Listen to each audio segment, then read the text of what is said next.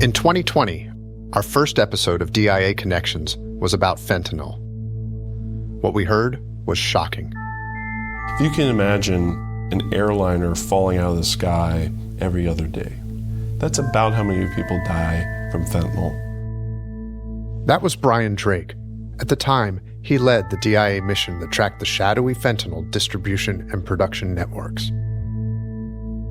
According to the Centers for Disease Control and Prevention, in 2023 alone, 107,543 people died from an overdose. An estimated 74,000 of those were attributed to synthetic opioids, such as fentanyl. We didn't think we'd be doing another show about it, and although recently there's been a slight decrease in the number of deaths, it's still an unacceptable number. The U.S. Senate Committee on Banking, Housing, and Urban Affairs thought so too. Good morning, Chairman Brown, Ranking Member. That's why, on January 11th, 2024, the committee held hearings about the fentanyl crisis in America. Anything that we can do as a body to make common sense reforms and to stop the cash flow that funds fentanyl is absolutely essential that we get it done right now. The hearing was called Stopping the Flow of Fentanyl, Public Awareness and Legislative Solutions. Under normal circumstances, it may not have received a lot of attention, but this one did.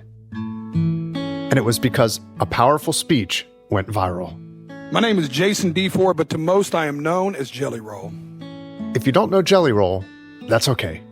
We'll fill you in. My name is Jason Jelly Roll D. Ford. I'm from Nashville, Tennessee. This is an honor, man. This is unbelievable. Jelly Roll has emerged as a force to be reckoned with in the music industry. And the CMA Award for New Artist of the Year goes to Jelly Roll! Awards, chart-topping hits, and Grammy nominations. It's truly an unlikely success story, because fame and fortune didn't happen for Jelly Roll until his late 30s. That's not the average age of stardom in the music biz. Thank y'all so much. And thank you, Billboard. It's been an incredible year. And the reason that he's a late bloomer was the reason for his testimony on the Hill. I stand here as a regular member of society. I am a stupid songwriter, y'all, but I have firsthand witnessed this in a way most people have not. Starting as a teenager and into his mid-20s, he was in and out of prison for drug-related charges. Becoming a country music star wasn't even a dream, because he was living life as a drug addict. Cocaine, acid, and meth was his nightmare. I was a part of the problem. I am here now standing as a man that wants to be a part of the solution. I brought my community down. I hurt people. I was the uneducated man in the kitchen playing chemist with drugs I knew absolutely nothing about, just like these drug dealers are doing right now when they're mixing every drug on the market with fentanyl, and they're killing the people we love. His testimony was deeply personal. He described why in vivid detail. I've attended more funerals than I care to share with y'all. This committee, I could sit here and cry for days about the caskets I've carried of people I loved dearly, deeply, in my soul, good people, not just drug addicts. Uncles, friends, cousins, normal people.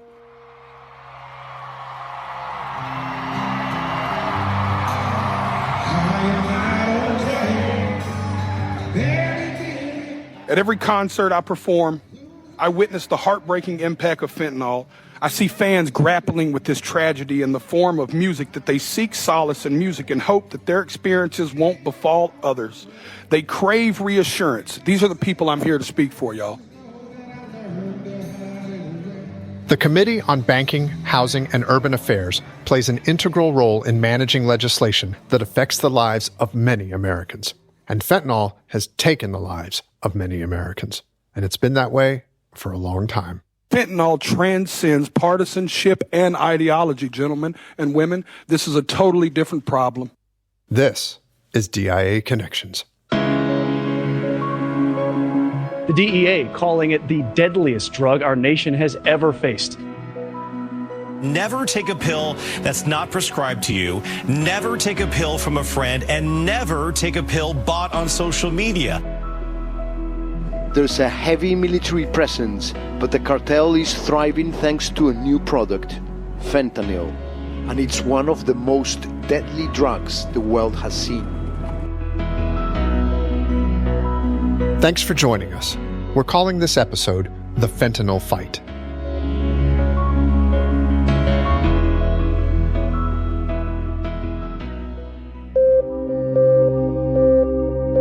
In April 2024, President Biden signed into law the Fend Off Fentanyl Act. That's what Jelly Roll's testimony was all about. For this episode, we spoke with people who, like Jelly Roll, are fighting fentanyl the best way they know how. Mariana Van Zeller is an investigative reporter covering the cartel and the black market underworld. We were there on the ground in Sinaloa interviewing a cartel member who actually worked for El Mayo, the kingpin that was just brought to the United States. And he told us how they had paid a Colombian chemist to come to Sinaloa, and they paid him $40,000 to teach them how to make fentanyl. Dr. Barry Zuloff is a DIA intelligence officer for counter-narcotics, organized crime, and threat finance. They have ways of figuring out how to put that cash into the banking system without drawing attention. The center of gravity is the money. So we have the special part of ATTC that looks at threat finance, where the money comes from. Donna McCauley's daughter, Amanda, was one of fentanyl's victims. They actually explained it as a speck of fentanyl, and that's all she had in her. She just did a tiny, tiny bit, and it was enough to kill her.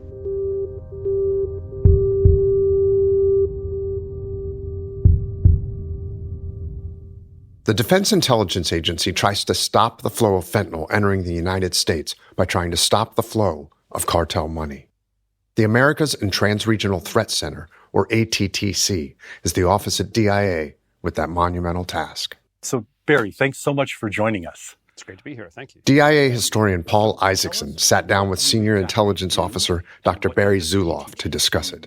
Barry began by giving us an overview on fentanyl. It's a narcotic manufactured synthetically, meaning that it doesn't grow like heroin, which comes from opium poppy, or cocaine that comes from coca leaves. Fentanyl is so toxic, sometimes it's left as residue in a bed and breakfast, and people get in contact with the dust. They don't intend to do that, and they get poisoned. Fentanyl can be hidden in what appear to be ordinary over-the-counter medication, Xanax or whatever the case may be. If you buy Adderall as a high school kid, you want certain effects. You're not wanting to buy a 10 times poisonous dose of fentanyl. They think they're taking a, quote, safe drug, close quote, and it's laced with fentanyl, or it has fentanyl added into it somehow, and at levels that are so poisonous that it kills them. Imagine a packet of sugar. That's a couple of grams. That's 500 deadly doses. That's enough to kill 500 people. So no wonder people are making mistakes. Yes. And killing themselves or killing somebody else by leaving some residue on a table? Yeah. Wow. You know, I've been in drug law enforcement for 30 years, and I can't believe what I'm about to say. There are people who can manage their lives for a brief period of time using cocaine, using heroin. You end up doing such damage to your heart and to your circulatory system and to your brain that you can't do it forever, but you can manage it. Fentanyl is not manageable. It's just not. It's so deadly. What makes this fentanyl problem a national security issue for the United States? The scale of the destruction that fentanyl represents and how it's brought into this country is so clearly a threat to the national security of the United States that it needs to be thought of as such. It's smuggled into the United States by cartels based out of Mexico, and it's manufactured from chemicals smuggled from China. What is DIA's role in addressing this issue? Is DIA trying to stop it? Are we trying to monitor it? Are we trying to help somebody else stop it? I have 3 areas of responsibility: counter-narcotics, which mostly means fentanyl; organized crime, which these days mostly means the cartels; and threat finance, which means the money that supports all of those activities. So tell us more about that threat finance mission. The money, follow the money? Yes. Tell us about that. Yeah, follow the money. That's one of our mantras. So we have a special part of ATTC that looks at threat finance, where the money comes from. The cartels don't have a political agenda. They don't want to overthrow Mexico. They don't want to overthrow the United States. They want to make money. They're the quintessential capitalists in this world. Everything that they do is to make money. If it doesn't make them money, they won't do it. They produce so many piles of cash that they don't even typically bother to count it. They weigh it. They need to move that someplace where they can take advantage of it. They have ways of figuring out how to put that cash into the banking system without drawing attention. What our threat finance people do is they look at ways to do things like money laundering. Finding a business that operates on a cash basis, a nail salon, a car wash, anything like that. I'm having Breaking Bad flashbacks with the whole money laundering and the car wash. I'm going to Breaking Bad. Breaking Bad's a dramatized but pretty accurate portrayal of how this all works. So if we can take the money away, that's really the way to get at the organizations.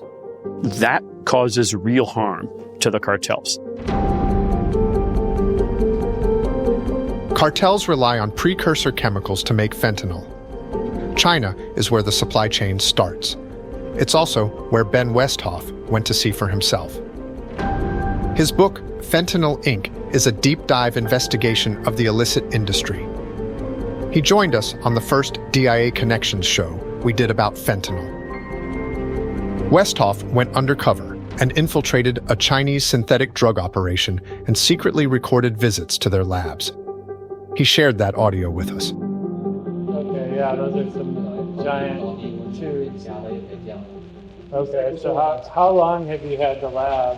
How many years? 5 years. 5 years, okay. It was very nerve-wracking. I guess what I took a little bit of comfort in was the fact that these aren't cartels that are operating the synthetic drug trade in China. It's not like Colombia or Mexico. These are businessmen, and they want to make money. So they're not killing people. There aren't bodies in the streets. They don't have guns even. They kind of looked like basic science nerds. It's building. It's seems new, fairly new. So do you have many people working here? Only 4. The quantity of drugs they're making was huge, and they showed me all these baggies that they had ready to ship out in 1 kilo quantities, which is a huge amount. It was very kind of like a Breaking Bad sort of moment to see all this industrial-sized glassware. It's not actually the fentanyl itself that's the biggest problem. It's the fentanyl precursors, because they sell these by the boatload to the Mexican cartels. And the Mexican cartels don't have the trained chemists to make fentanyl from scratch. And so they depend on China for these precursor ingredients. They receive them and they turn it into finished fentanyl. Since 2019, when Mexico overtook China to become the dominant supplier of fentanyl in the United States, cartels have been flooding the country with the synthetic opioid. Our next guest has seen that aspect of the illegal drug industry up close.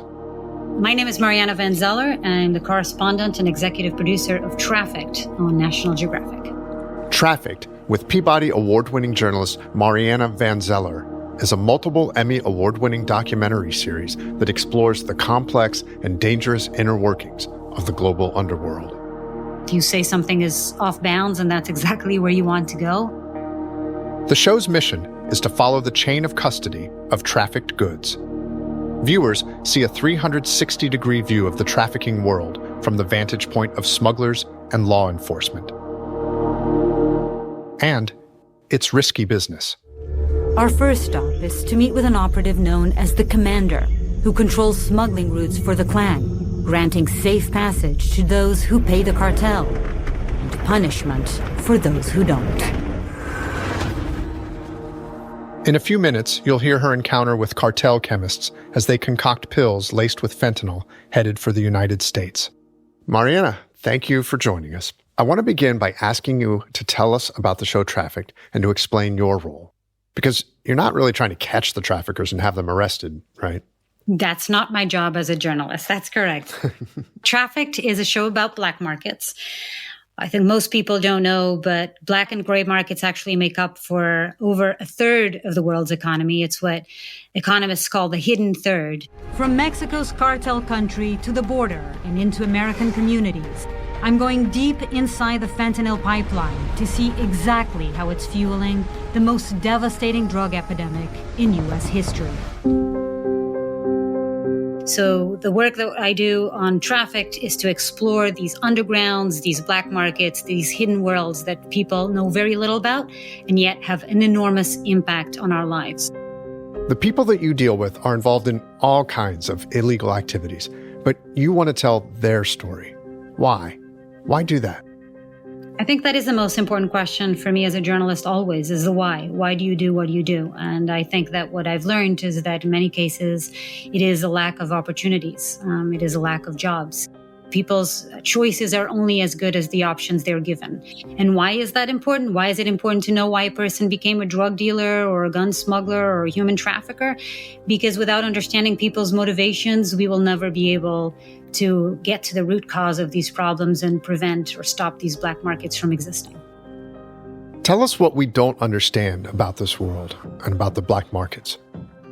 Most people tend to look at the world as very black and white, as us versus them. And to be able to spend time with some of the operators in these black markets and actually find a human connection and find human beings that are very similar to you and I think will shock and surprise most people. Watching Mariana put herself into perilous situations is not for the faint of heart. Oh, this is so crazy. Like 1, 2, 3, 4, 5, 6, 7, 8 armed guys, right, walking right towards us.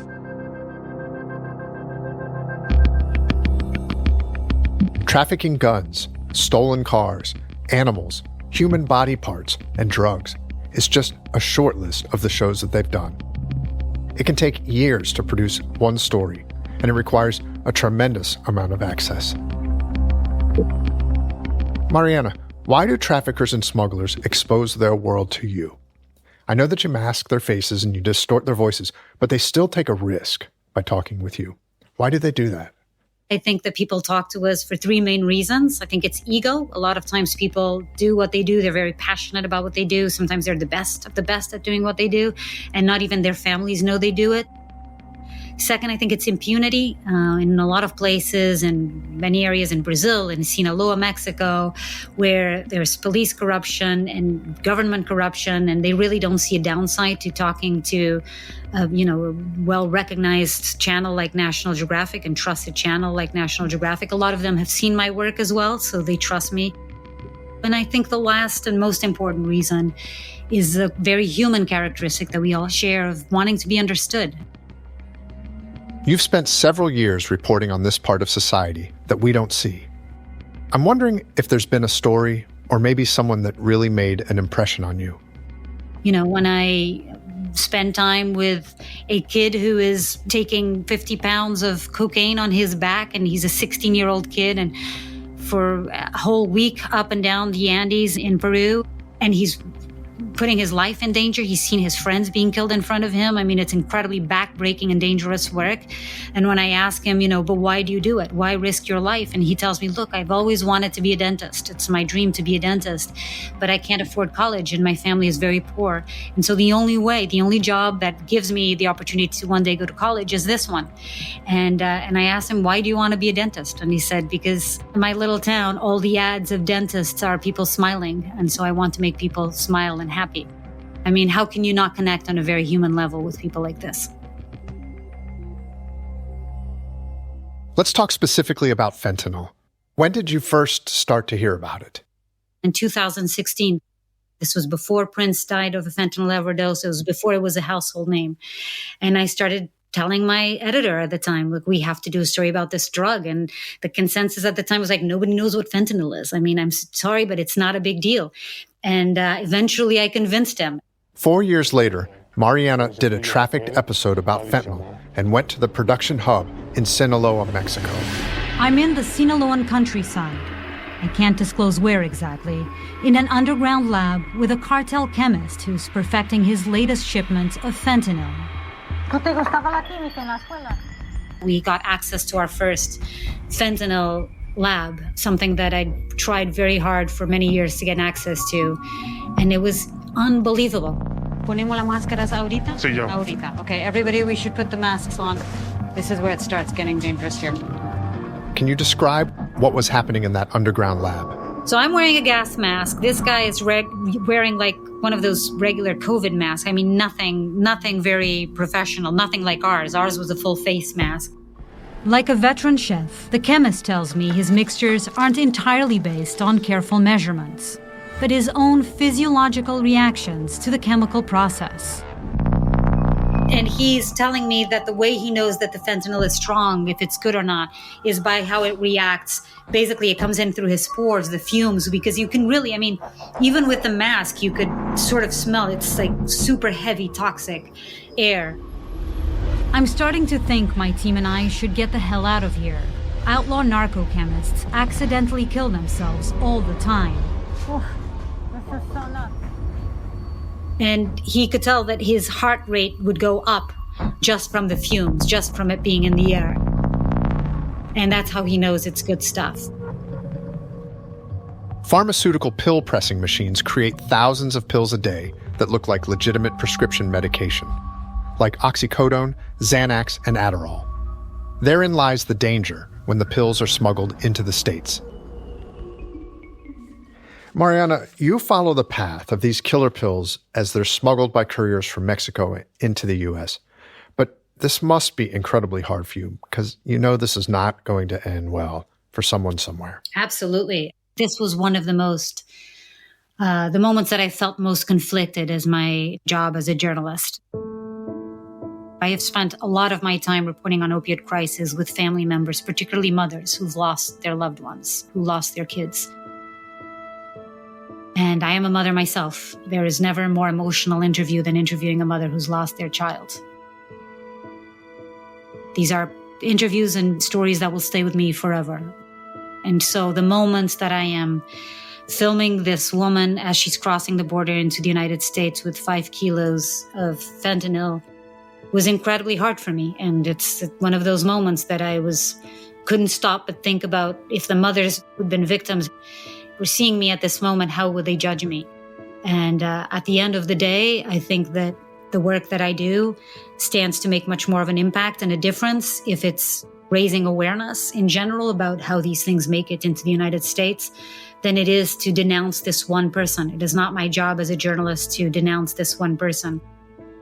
It is my job as a journalist to raise awareness and hope that my work has some sort of an impact. But it was incredibly difficult for me. I showed my reporting to some of those mothers because I wanted to see what they felt and what they thought about that. I was very happy to know they shared my instinct. They shared the idea that they want to stop this from happening to other people. And in order to do that, you have to understand the whole picture. The leading cause of death for Americans aged 18 to 45 is fentanyl overdose. Amanda McCauley was someone who fit into that category. She was 27 when she died from street-laced fentanyl. We'd like to tell you her story with the help of her mother, Donna. Well, my Amanda, she was a very unique girl. She was full of life and she had a great personality. I constantly try not to forget her laugh. She had this very unique laugh that I miss. So I try to actually do it myself all the time because I don't want to forget her laugh. It was this real weird, she did this weird laugh that it was just, you just laughed at her laugh, you know. In high school, Amanda was on the swim, tennis, and cheerleading teams. She also won an Ohio Top Teen modeling contest, and she had a passion for acting. She really loved the acting. I got her acting lessons, private lessons, and she loved when she had to cry because she could immediately cry. I always said, how can you do that? And she could just cry in an instant. She just was a natural. After graduating high school, Amanda left her small town in Ohio to pursue acting opportunities in Los Angeles. But that's not what she found. They were passing out Xanax that were laced with fentanyl. She didn't know that there was fentanyl in there until she had already gotten addicted to it. Her life was on a downward spiral, and her mom brought her back home and checked her into clinic after clinic. It changed her. She told her dad, she said, "Dad, I don't think I could get off this. I don't think I could beat it. It's just consuming me. It's in my head and it won't leave." The day after Amanda spoke with her father, Donna's other daughter saw Amanda on the living room couch. It was early, I want to say 6:30, and she saw Amanda. She's like, "Amanda, are you okay?" And she screamed. She screamed so loud. And I knew she was gone. I didn't even come downstairs because I didn't want to see her like that. Thousands of parents know that agonizing pain.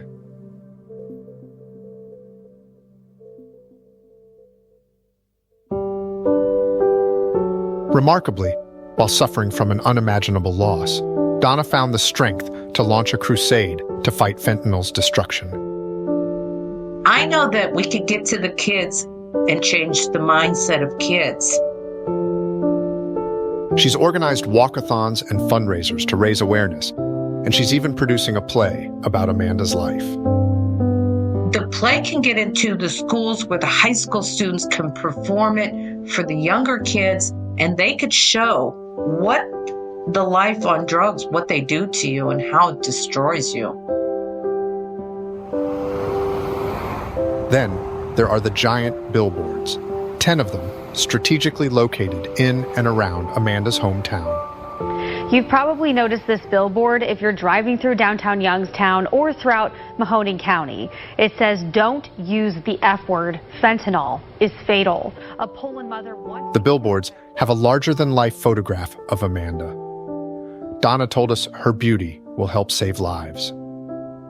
Maybe this is her gift. This is what she's going to do. She's going to do it in heaven. She's going to save those kids that she loves. It's an attention grabber, and it worked. One child, 15 years old.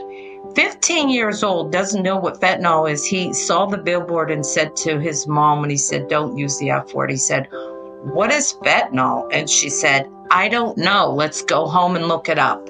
And I thought, you know what? Then it's working, because a 15-year-old should know what fentanyl is.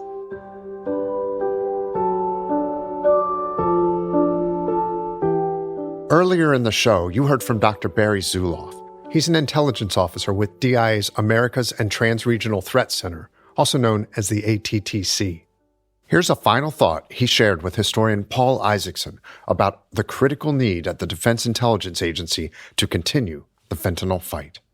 Barry, when people think of DIA, I think they think of counting the numbers of tanks, or they think we're going to be studying intercontinental ballistic missiles and what their range is and their accuracy and so on.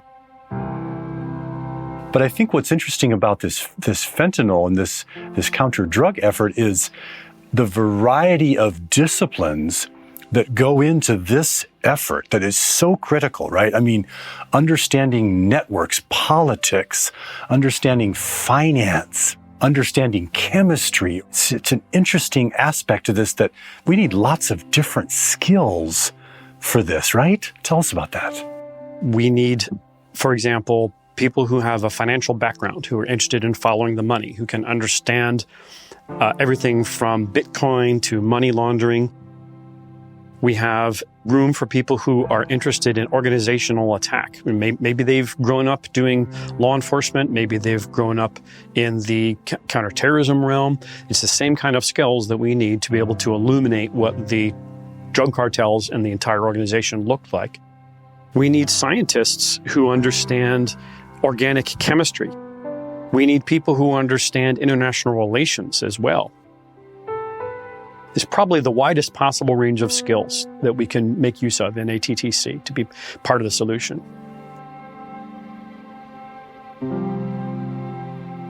To learn more about the Defense Intelligence Agency, please go to dia.mil. As always, thanks for listening to DIA Connections.